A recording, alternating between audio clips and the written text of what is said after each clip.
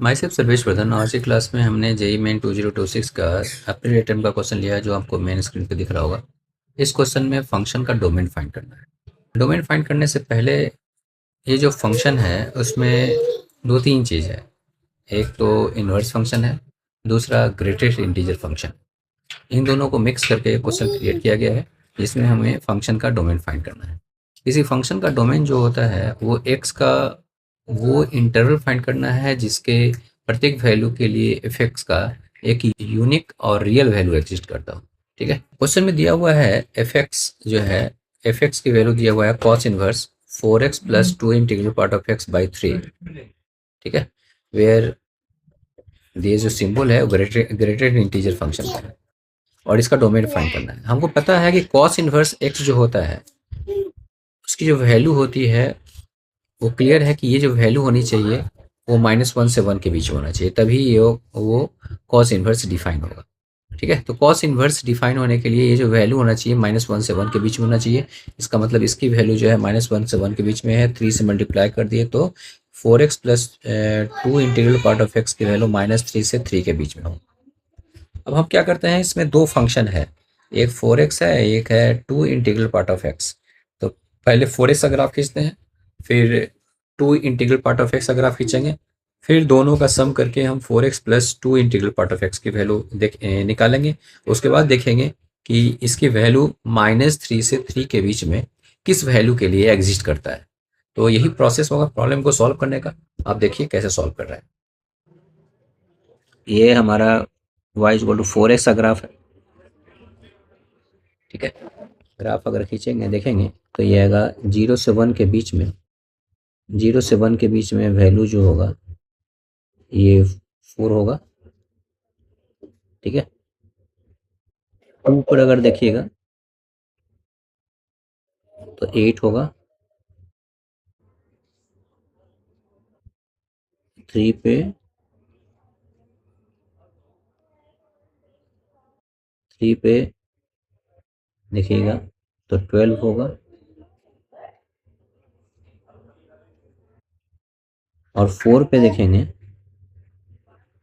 तो ये 16 होगा।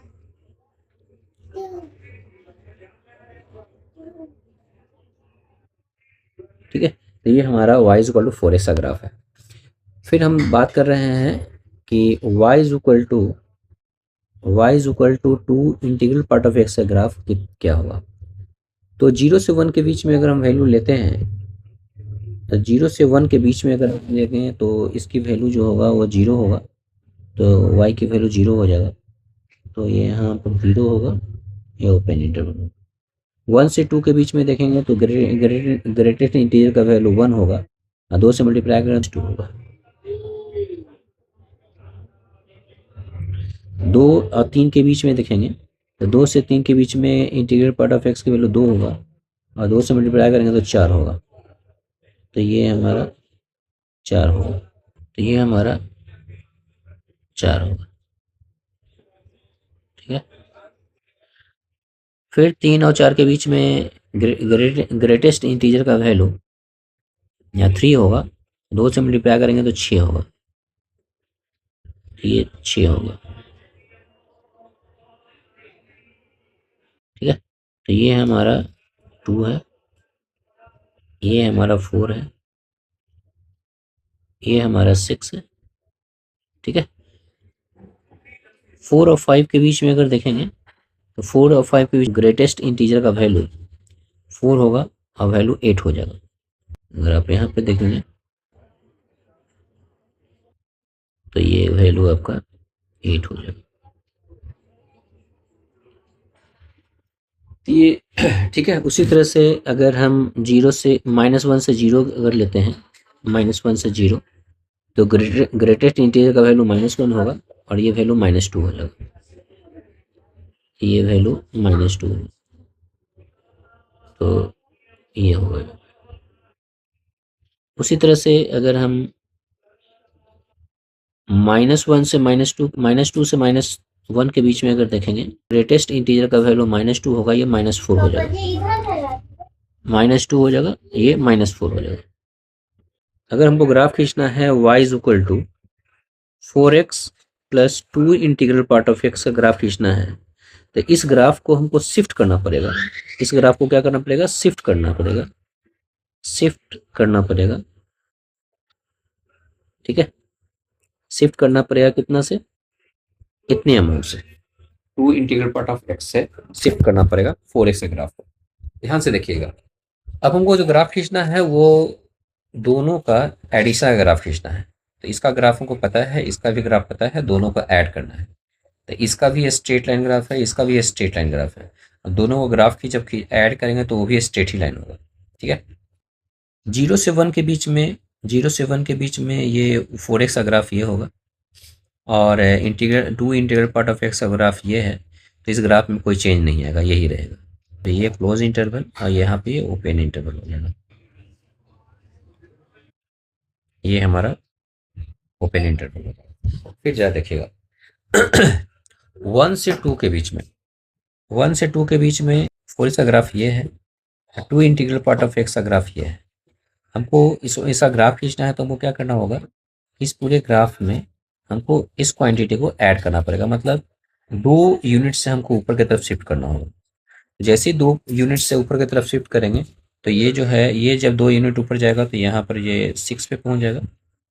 ठीक है, और ये 8 वाला जब 2 यूनिट ऊपर जाएगा तो ये हमारा 10 पे पहुँच जाएगा।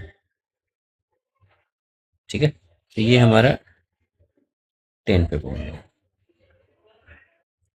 ये ग्राफ है। उसी तरह से, उसी तरह से 2 और 3 के बीच में अगर आप देखेंगे तो स्ट्रेट लाइन ग्राफ हमारा ये होगा, और जो 2 इंटीग्रल पार्ट ऑफ x की वैल्यू जो है ये 4 है। मतलब इस ग्राफ को हमको 4 यूनिट ऊपर शिफ्ट करना पड़ेगा।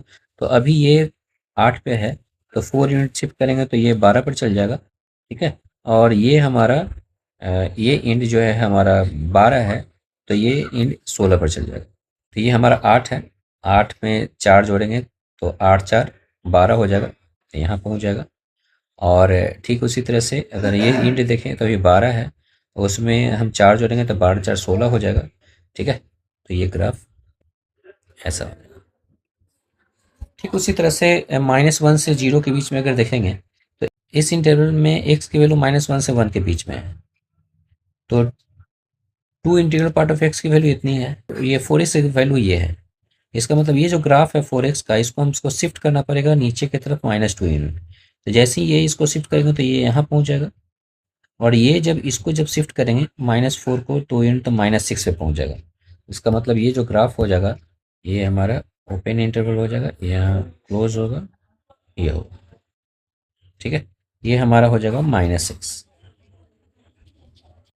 ये -2 से -1 के बीच में अगर देखें तो 4x का ग्राफ हमारा ये हो जाएगा, और 2 इंटीग्रल पार्ट ऑफ x जो होगा वो हमारा ये -4 हो जाएगा। तो अगर हम इसको देखने, इसका ग्राफ खींचना है ऐड का, तो हम इस ग्राफ को, ठीक है, इतना और नीचे शिफ्ट करेंगे -4, तो ये हमारा -8 है। ठीक है, अब -4 ऐड करेंगे तो -12 हो जाएगा। तो ये जो हमारा ग्राफ हो जाएगा वो -12 पे चला जाएगा। 8 4 12 -12 पे जाएगा ये। ठीक है, और यहाँ पे अगर देखते हैं -1 पे, -1 पे -4 है, -4 आउट जोड़ेंगे तो -8 हो जाएगा। तो ये ग्राफ ऐसे जाएगा। ठीक है, तो आप यहाँ से देख सकते हैं कि हमारा जो 4x plus 2 integral part of x का जो ग्राफ है वो हमारा ये है, ये हमने ग्राफ खींचा है, ये चीज़ हमारा रिजल्टेंट का ग्राफ है। अब इसकी वैल्यू हमको देखना है -3 और 3 के बीच में कब है। यहाँ से आप देख सकते हैं ये 2 है, यहाँ पे ये 3। ठीक है, इस इंटरवल में इधर हमारा एग्जिस्ट नहीं करेगा, इस इंटरवल में एग्जिस्ट नहीं करेगा हमारा सॉल्यूशन। इसमें ये हमारा डोमेन का पार्ट नहीं होगा, ये इंटरवल डोमेन का पार्ट नहीं होगा। और ठीक उसी तरह से -3, तो आप यहाँ से देख सकते हैं ये -2 और यहाँ पे जो है -6 है ना।